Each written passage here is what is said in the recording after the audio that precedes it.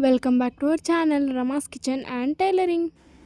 ఇప్పుడు వచ్చేసి బెండకాయ, వంకాయ, ఆనియన్, పచ్చిమిర్చి, కొంచెం చింతపండు, టమాటాలు నేను కట్ చేసి పెట్టుకున్నాను పచ్చడికి. పల్లీలు, కొంచెం జీలకర్ర. ముందుగా స్టవ్ ఆన్ చేసుకొని ప్యాన్ పెట్టుకొని ప్యాన్ హీట్ అయిన తర్వాత జీలకర్ర వేపుకోవాలి. జీలకర్ర, పల్లీలు. ఇది మిక్స్డ్ పచ్చడి చూసారు కదా, అవి వేగిపోయినాయి. తర్వాత మళ్ళీ మనం ఆయిల్ యాడ్ చేసుకొని ఆయిల్ హీట్ అయిన తర్వాత మనం ముందుగా చింతపండుని తీసి పక్కకు పెట్టేసుకోవాలి. ఇప్పుడు ఆయిల్ హీట్ అయింది కదా, దాంట్లోకి వచ్చేసి మనము పచ్చిమిర్చి, పెద్దగా కట్ చేసి పెట్టుకున్న టమాటాలు, ఒక 4 టమాటాలు, ఒక ఆనియన్ పెద్దది. ఇక్కడ వచ్చేసి నేను 1/2 కేజీ బెండకాయలు తీసుకున్నాను. దాంట్లోకి 2 వంకాయలు, జస్ట్ 2 వంకాయలు అండి. ఇది రోటి పచ్చడి. ఇది రాగి సంకట్లోకి చాలా బాగుంటుంది. ఇవన్నీ వేసేసి మగ్గించేసుకుందాము. నేను వంకాయలు కూడా వేసేసాను. మూత పెట్టేసి మగ్గించుకోవాలి మనము. ఇది కొంచెం పసుపు, ఉప్పు యాడ్ చేయాలండి. నేనైతే గల్లుప్పు వాడుతున్నాను. ఒకసారి కలుపుకొని మూత పెట్టుకొని మగ్గించుకుందాము. చూసారు కదా, మళ్ళీ మగ్గిపోయింది. బెండకాయలు ముందు వేయొద్దు, తర్వాత అది కొంచెం మగ్గిపోయిన తర్వాత వేయాలి, లేదంటే మొత్తం ఇట్లా జిగురు జిగురులాగా అయిపోతుంది. చూసారు కదా, ఇప్పుడు నేను కొంచెం వాటర్ యాడ్ చేస్తున్నాను, ఒక చిన్న టీ గ్లాసుడు అంతే. ఇప్పుడు నెక్స్ట్ రాగి పిండి, రాగి సంకటి చేసుకోవడానికి రాగి పిండి తీసుకొని మనము దీంట్లో కొన్ని వాటర్ వేసి పక్కకు పెట్టుకుందాం. నేను వచ్చేసి ఇక్కడ ఒక గ్లాస్ రైస్ తీసుకుంటున్నాను. అదే దాంతోనే నేను పిండి కూడా తీసుకున్నాను. వాటర్ యాడ్ చేసి ఉండలు లేకుండా కలిపి పక్కకు పెట్టుకోవాలి. రాగి సంకటి, బెండకాయ, వంకాయ బాజీ. ఇప్పుడు ఈ పిండిని మొత్తం మంచిగా మిక్స్ చేసేసుకొని కలిపి పక్కకు పెట్టుకోవాలి. బియ్యం అయితే నేను కడిగేసి పక్కకు పెట్టుకుంటాను. ఆ లోపల బియ్యం కూడా కొంతసేపు నానబెట్టాను. పిండి మాత్రం ఉండలు లేకుండా కలుపుకోవాలి, లేకుంటే గడ్డ కడుతుంది. మనం రైస్లో వేసినప్పుడు ఇట్లా గడ్డలు గడ్డలు అవుతుంది. మనం ముందుగానే ఇట్లా వాటర్ వేసి కలిపి కొద్దిసేపు పక్కకు పెట్టుకున్నాము అంటే మంచిగా ఇట్లా సాఫ్ట్గా ఉంటుంది. బాగా కలపాలి. రాగి పిండి మాత్రము అస్సలు ఉండలు ఉండకూడదు.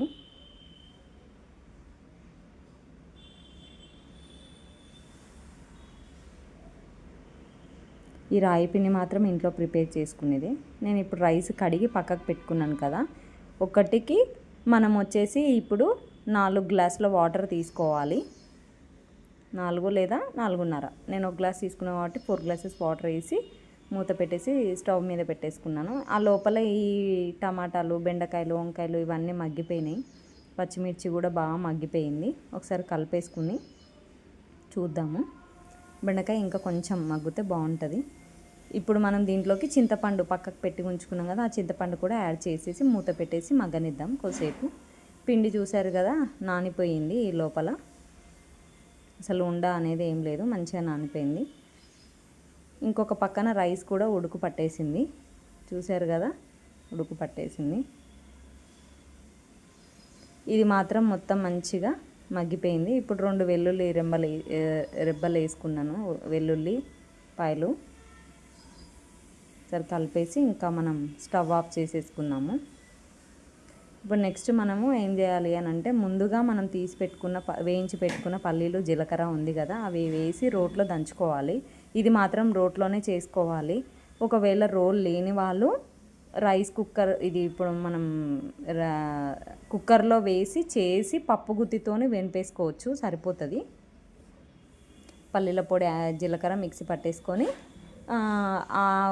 అది ఇప్పుడు టమాటాలు, బెండకాయలు, వంకాయలు ఇవన్నీ కుక్కర్లో వేసి మగ్గబెట్టి అదే కుక్కర్లోకి పౌడర్ యాడ్ చేసుకొని పప్పు గుత్తితో కూడా వెనుకుంటే సేమ్ రోట్లో చేసుకున్నట్లుగానే వస్తుంది. అంటే ఒక్కొక్కరి ఇంట్లో రోల్ ఉండరు కదా, అలాంటి వాళ్ళు అలా చేసుకోవచ్చు, సరిపోతుంది. ఇప్పుడు మొత్తం ఇది మెదిగిపోయింది. నేను ముందుగా ఏం చేస్తున్నానంటే పచ్చిమిర్చి తీసుకొని వేస్తున్నాను. లేదంటే ఫస్ట్ అన్నీ వేసేసాము అనుకో, పచ్చిమిర్చి మెదగదు కదా, కారం అనేది రాదు. కాబట్టి మనం ముందుగా బెండకాయలు అన్నీ పక్కకు పెట్టేసి మిగతా టమాటాలు, పచ్చిమిర్చి, వంకాయలు, ఆనియన్ ఇదంతా ఉంది కదా, ఇదంతా వేసి బాగా రుబ్బుకోవాలి. బాగా మెత్తగా అయ్యేదాకా మొత్తం ఇట్లా దంచేస్తుంటే అయిపోతుంది. లాస్ట్లో బెండకాయలు యాడ్ చేసుకోవాలి. నేనైతే ఉప్పు అప్పుడే సరిపడా వేసేసాను. నాకైతే ఉప్పు మళ్ళీ ఇంకా ఏం అవసరం లేదు. అసలు ఇది రాగి ముద్దలోకి చేసుకుంటే చాలా బాగుంటుంది. వైట్ రైస్లోకైనా మంచిగా ఉంటుంది, రాగి ముద్దలోకి హైలైట్ ఉంటుంది. ఇలా రోట్లో చేసుకోవడం వల్ల ఇంకా టేస్ట్ కూడా చాలా బాగా వస్తుందండి. ఒకసారి మీరు రాగి సంగటిలోకి ఎప్పుడు చికెను అది ఇది నాన్ వెజ్ తింటూ ఉంటారు కదా, అట్లా లేకుండా వెజ్లో ఇలా ఒకసారి ట్రై చేయండి, ఎంత బాగుంటుందో. ఇప్పుడు మనము బెండకాయలు వేసుకొని ఇది కూడా వేసేసి ఒకసారి దంచేసుకుందాం బాగా మంచిగా. ఆల్రెడీ మొత్తం మనకి ఇది మొత్తం మెదిగిపోయింది. లాస్ట్లో బెండకాయలు వేసి ఇలా ఒకసారి దంచుకున్నాము అని అంటే అప్పుడు ఆ బెండకాయ అంతా దానికి పట్టేసుకొని జిగురు వచ్చేస్తుంది. ఈ లోపల మనకి రాగి సంగటికి అన్నం ఉడుకుతూ ఉంది ఒక సైడ్కి. ఇలా మంచిగా రుబ్బుకోవాలి రోట్లో.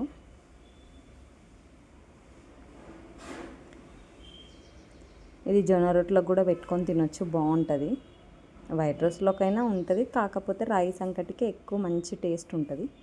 నేను బాగా మొత్తం అంతా మెత్తగా చేసేసుకున్నాను.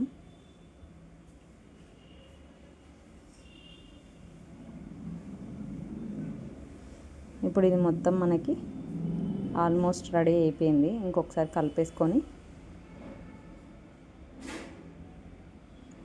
సాల్ట్ తక్కువ ఉంటే ఈ టైంలో ఇలా ఉన్నప్పుడు వేసుకుంటే సరిపోతుంది. ఇప్పుడు నేను మొత్తం అంతా రెడీ అయిపోయింది కదా, నేను ప్యాన్లోకి తీసేసుకుంటున్నాను.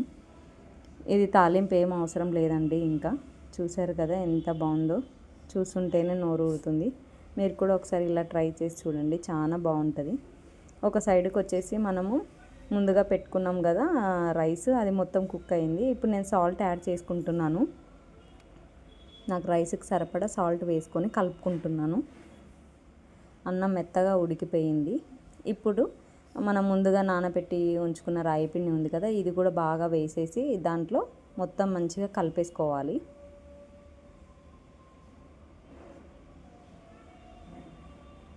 కొంతమంది మొత్తం ఉట్టి రాగి పిండితోనే వేసుకుంటారు, కాకపోతే నేను కొంచెం రైస్ యాడ్ చేసి చేస్తాను. సరే కదా, మొత్తం రెడీ అయిపోయింది.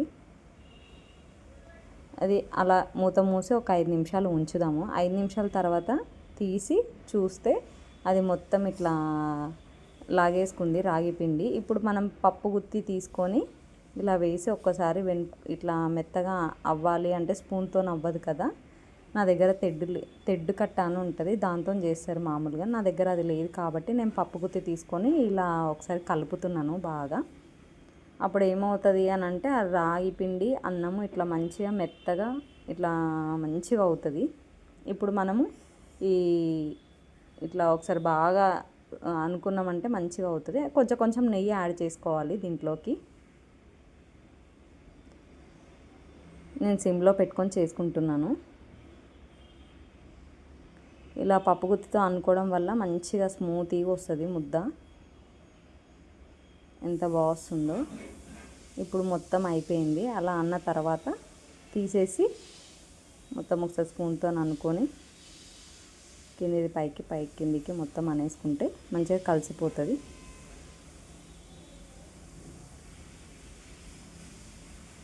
సరే కదా, అసలు అన్నం మొత్తం సాఫ్ట్గా కుక్ అయిపోయింది, రెడీ అయిపోయింది. నెయ్యి ఇష్టం ఉన్న వాళ్ళు వేసుకోవచ్చు, లేదు అన్నవాళ్ళు వదిలేయచ్చండి. సరే కదా ఎంత సాఫ్ట్గా కుక్ అయిందో. మేమైతే నెయ్యి తింటాం కాబట్టి బాగానే వేసాను. ఇప్పుడు మూత మూసి మనం స్టవ్ ఆఫ్ చేసుకుందాం. ఇది వచ్చేసి పెరుగు పచ్చడి కూడా చేస్తున్నాను. పెరుగు పచ్చడి అంటే సాల్ట్ వేసి బాగా మంచిగా కలుపుకొని సన్నగా కట్ చేసుకున్న ఆనియన్స్, కొత్తిమీర ఇవి వేసి పెరుగులో మంచిగా వేసి కలుపుకోవడమే అంతే. పెరుగు పచ్చడి కూడా చాలా బాగుంటుంది ఈ రాగి ముద్దలోకి, రాగి సంకటి ఆ రాగి ముద్ద.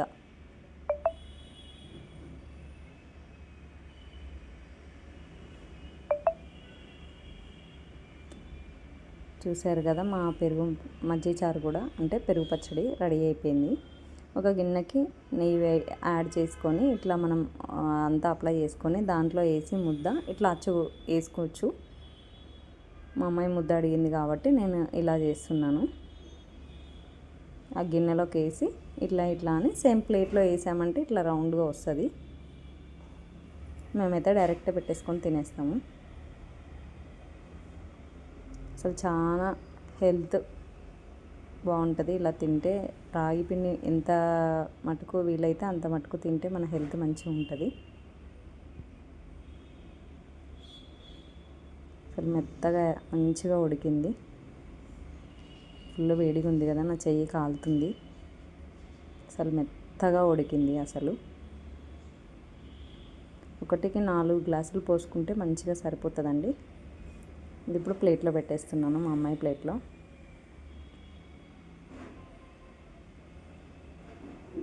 అసలు ఎంత బాగుందో వేడి వేడి రాగి సంకటి. దీంట్లోకి మనం ముందుగానే చేసి పెట్టుకున్న బెండకాయ వంకాయ బాజీ ఎంత బాగుంటుందో ఇది. ప్లస్ పెరుగు చట్నీ, కొంచెం నెయ్యి. నేను నెయ్యి ముందుగానే వేసేసాను. పెరుగు చట్నీ లంచ్కి పెట్టుకొని తింటే ఎంత బాగుంటుందో వేడి వేడిది.